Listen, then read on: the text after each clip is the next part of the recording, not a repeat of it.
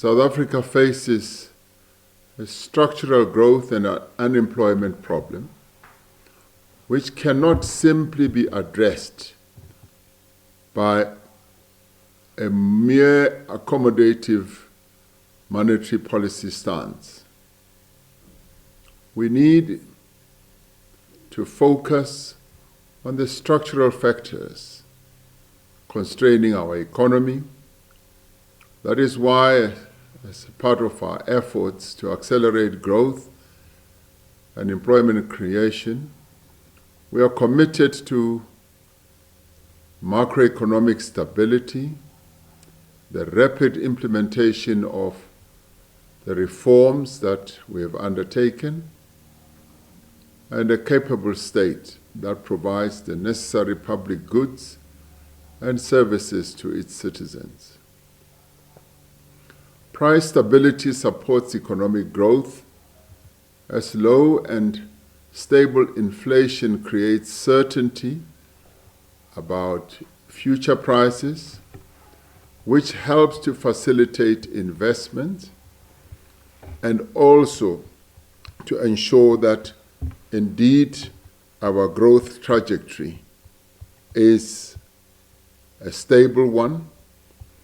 Low and stable inflation makes South Africa's exports competitive relative to trade partners that we trade with. By contrast, higher inflation harms economic growth and stifles employment creation. Higher inflation also erodes the purchasing power and the living standards of everyone, especially the poor in our country. As inflation rises, the cost of living goes up.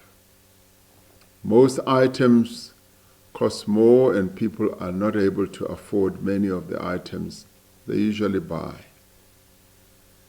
While the Reserve Bank should, without sacrificing price stability, take into account broader objectives such as employment creation and economic growth.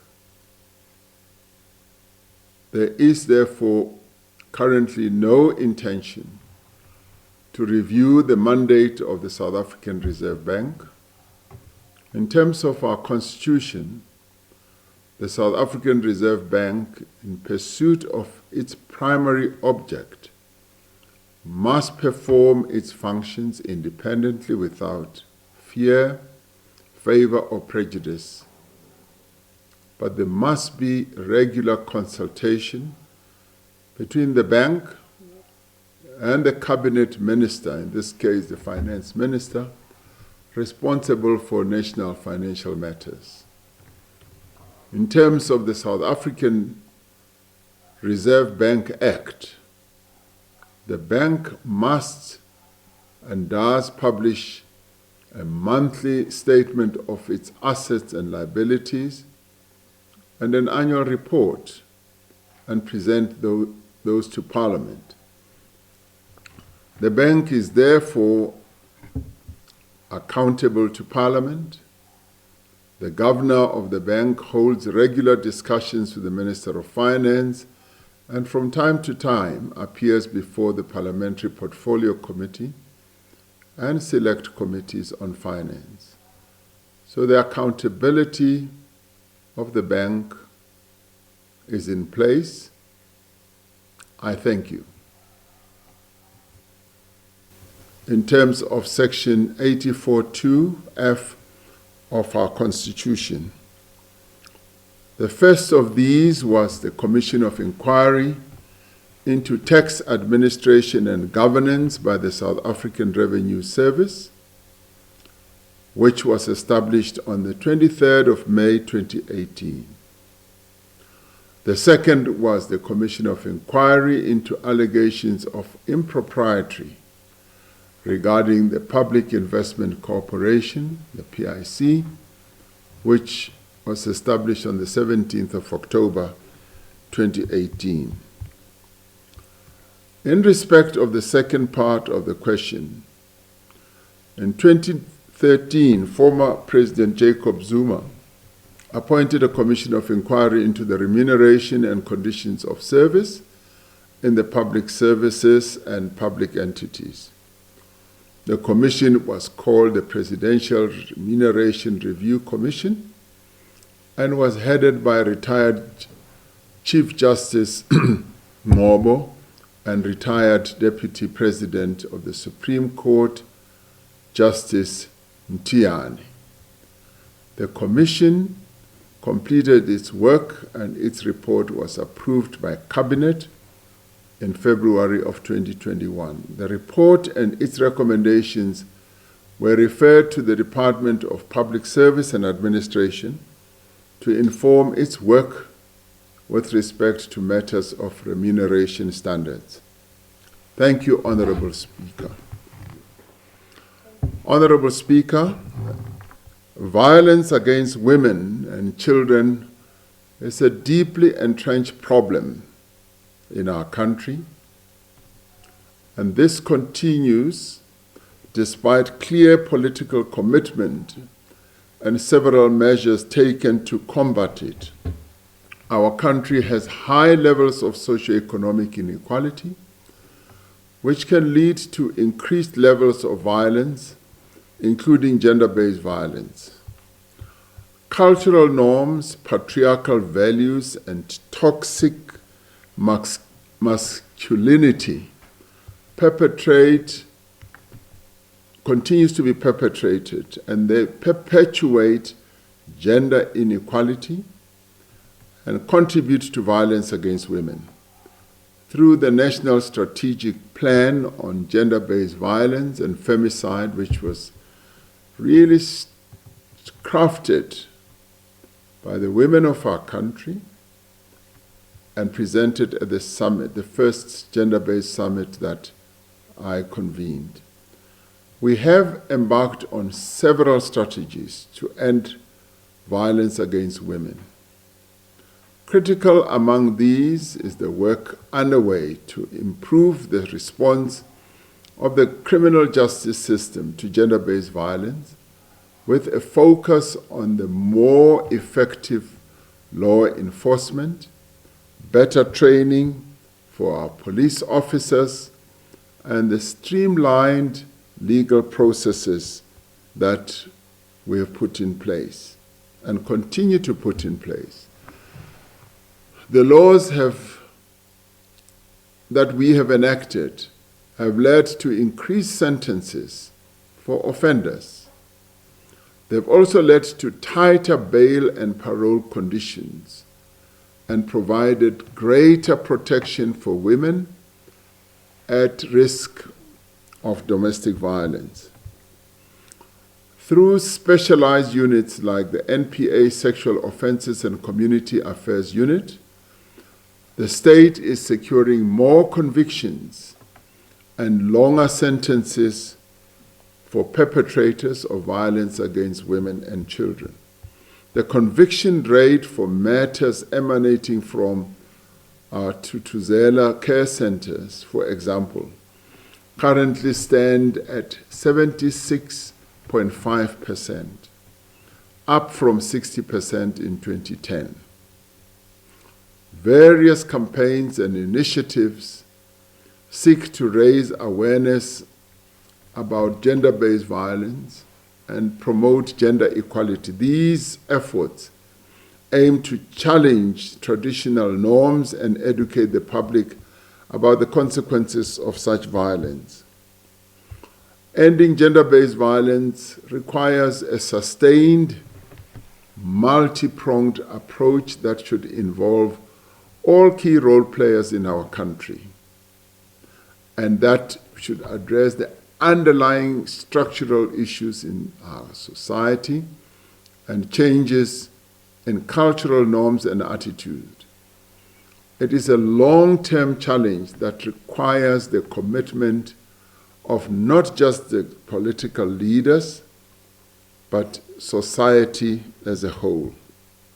In this regard, we should commend the National Assembly for passing the National Council of Provinces for passing the National Council on Gender-Based Violence and Femicide Bill earlier.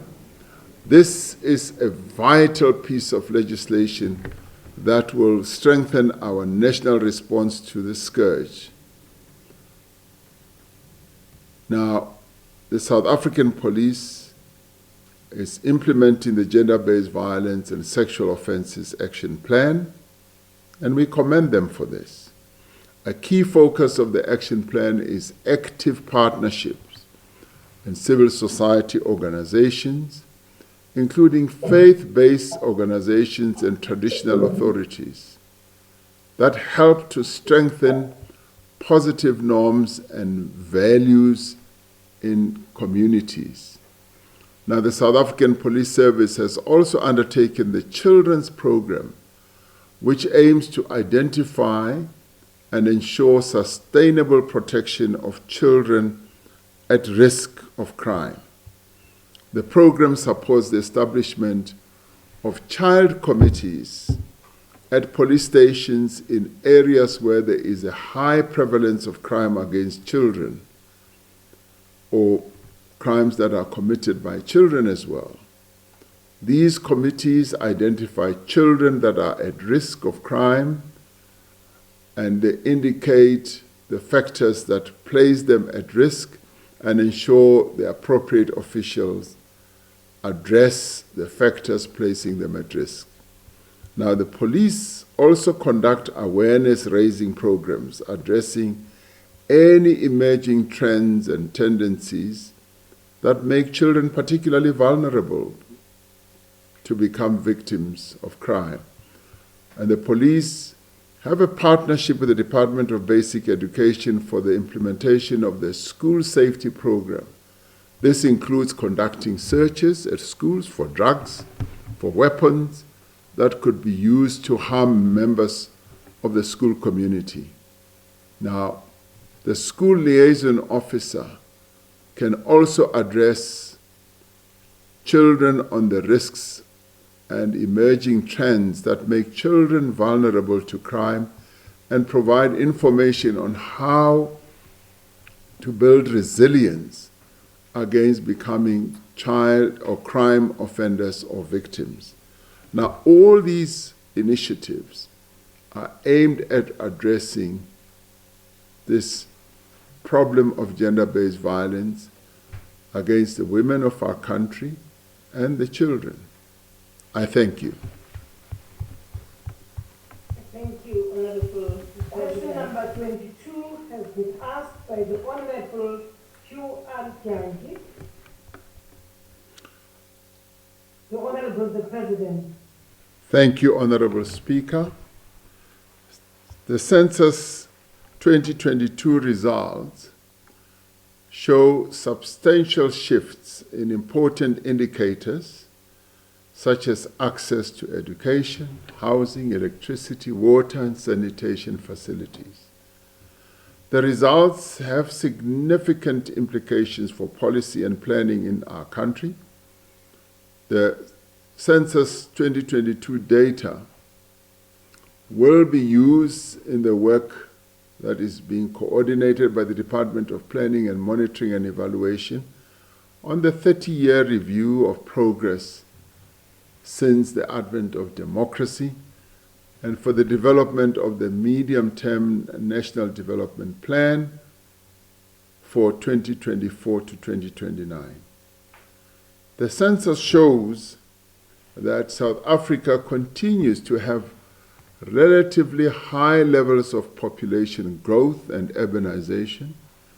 The population increased by 20% from 2011 to 2022, an increase of 10.3 million people. Gauteng, as South Africa's most populous and most urbanized province, saw an increase in population to 15.1 million people, more than double that of the Western Cape at 7.4 million. From a policy and planning perspective, this points to the need to more deliberately and consistently plan for urbanization, to ensure adequate infrastructure, service delivery, and economic opportunities. While increasing efforts to advance rural development, government will also focus more on leveraging the role of cities as engines and centers of growth and shared prosperity. The census further demonstrated that South Africa's population remains young, with a median age of 28 years. Just over 61% of our population is under 35 years old. Our country, therefore, needs to continue with efforts to improve early childhood development, education outcomes, and post-school education and training. The figures further showed significant improvements in education levels in 2022 compared to 1996. For example, the percentage of people aged 20 years and older who completed secondary education more than doubled from 16% in 1996 to 38% in 2022. The number of households almost doubled between 1996 to 2022, pointing to significant pressure on housing as well as services that need to be provided. Significantly, there was a huge increase in the percentage of households that reside in formal dwellings from 65% in 2011 to 89% in 2022. There has been a massive increase in access to basic services over the last 3 decades. For example, there was an increase in access to electricity for lighting from 58% in, say, 1995, or 1996 rather, to 2022, to 95%. Now, Census 2022 clearly demonstrates the effectiveness of economic and social policies that have been pursued by successive democratic administrations. The results of the census show that as we continue to work for universal access to basic services such as housing, health, and education, we need to pursue stable and prudent macroeconomic policies that have a strong developmental perspective that will enable us to even make greater progress on all these counters. For we have set a fairly good foundation. What we now need to do is to make universal more universal, but we also need to increase, or improve rather, the quality of the services that are provided to our people. And this is a commitment that we have. Thank you, Honorable Speaker. I thank you, Honorable President.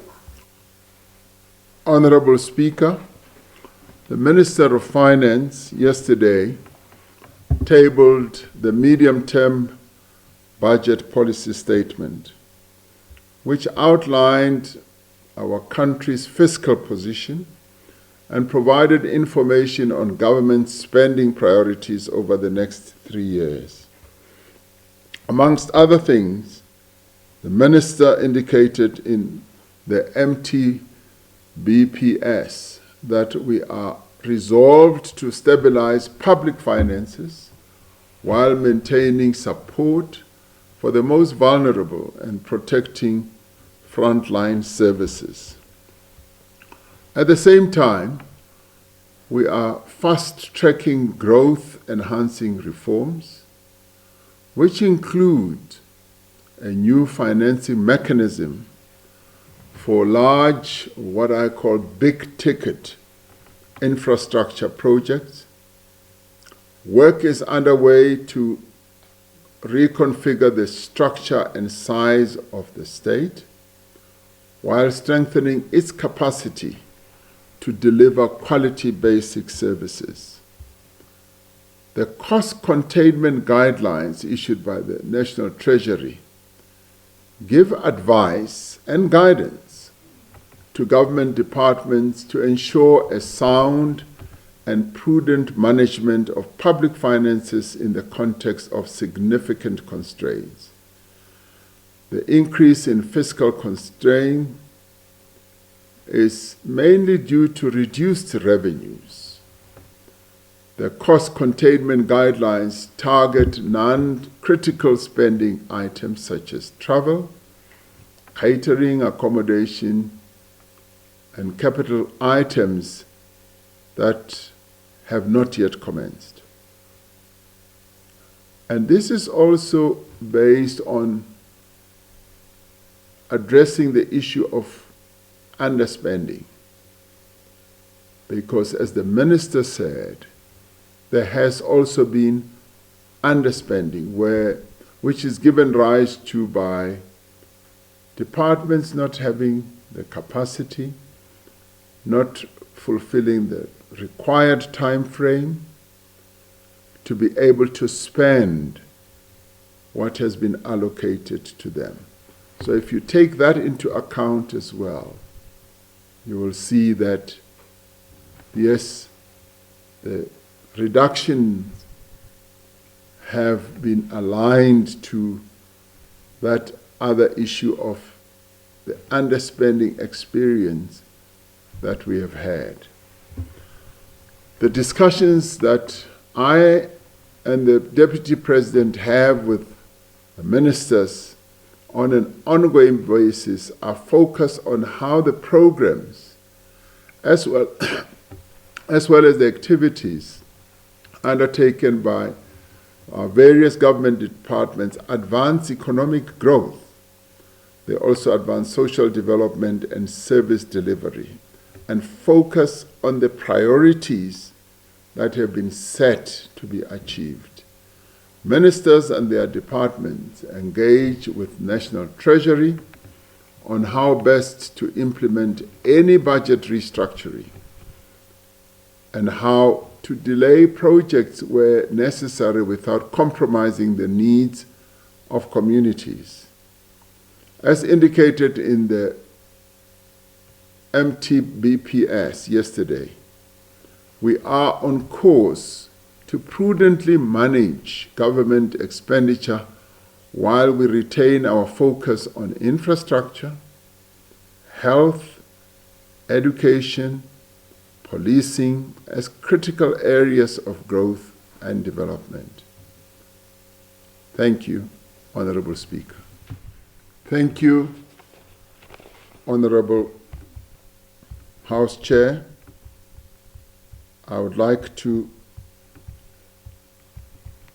start off by saying that yes, the question that Honorable Olumisa has raised is an important and key one, and addressing the capability of the SANDF in the way where it needs to respond to the challenges that we face. As the Minister of Finance indicated in the MTPPS yesterday, the severely constrained fiscal environment is putting pressure on every component of the state, on all its programs.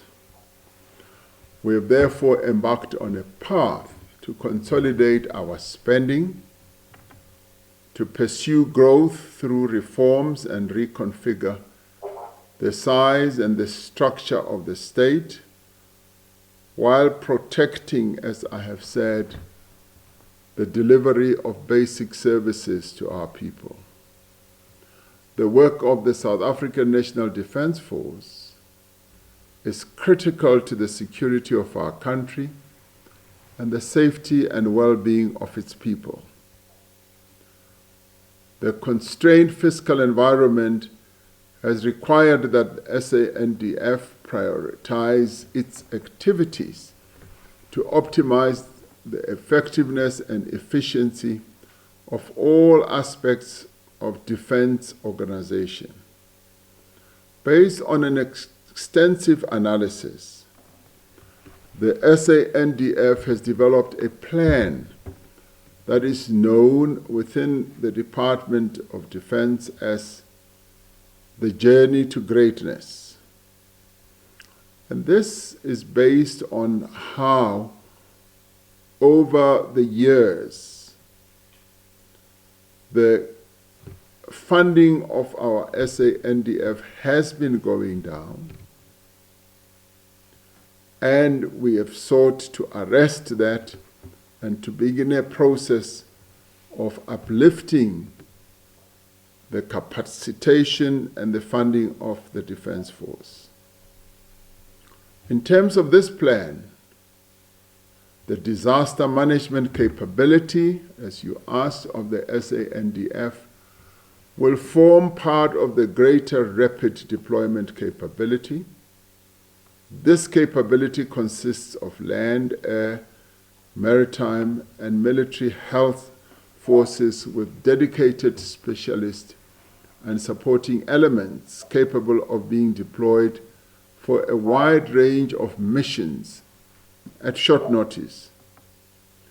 Despite the constraints, the SANDF continues to demonstrate that it is ready, willing, and able to respond to both national, internal, regional, and international threats. The SANDF has participated in various peacekeeping missions under the auspices of the United Nations, the African Union, and the Southern African Development Community, SADC.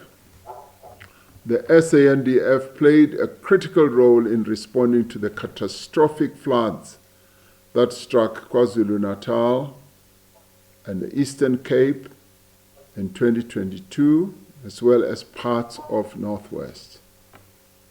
Through Operation Chariot, which is a standing contingency operation for support to other government departments for disaster management and humanitarian relief, the SANDF undertook search and rescue operations. It also transported relief material and equipment and assisted with the repair and rehabilitation of roads and bridges. We should expect that the country will continue to experience extreme weather conditions due to climate change, and that the SANDF will be called upon to assist in responding to any disasters that may arise. We can all agree that we would want the SANDF, as well as all critical components of the state, to have more resources and more capability. The Defense Force has nevertheless shown itself to be capable of responding effectively when called upon to do so, and they will continue to respond effectively whenever called upon to do so, as they always respond to the call of duty. Thank you, Honorable House Chair. Thank you, Honorable President. In relation to local peacekeeping and ensuring the safety of our citizens, and base this question on what happened in 2021 mayhem in KwaZulu and Gauteng. Thank you. Thank you, Honorable Member. The Honorable President. Thank you, Honorable House Chair, and thank you, General Retired Olomisa. Your observations are apt.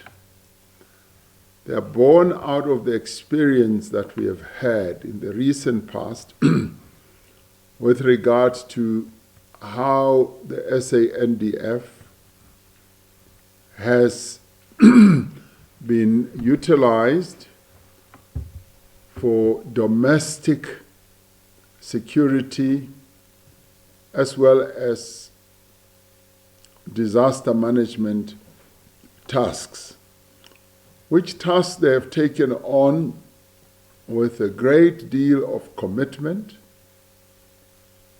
And when they have been called upon to support the one entity whose main task is the security of South Africans and the safety of South Africans inside the country, they have been willingly able to do so.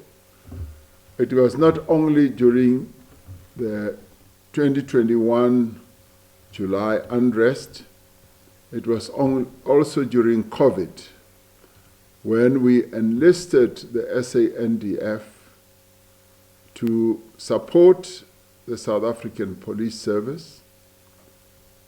Recently, I wrote to the Speaker of the National Assembly as well as the Chair of the Council of Provinces, informing them that I am extending the deployment of almost 900 soldiers to work in assistance of the police where it comes to safeguarding infrastructure in our country, public infrastructure, and now also in doing and performing other tasks, such as having to deal with the brazen acts of criminals in the construction as well as in illegal mining. So we already see that the support that they lend to the police is quite invaluable and is appreciated not only by the police but by the citizens of our country. Whenever there are safety and security challenges, they have always asked for soldiers to support the police. So your question is apt, but clearly it is a constitutional matter that needs to be looked at very, very carefully.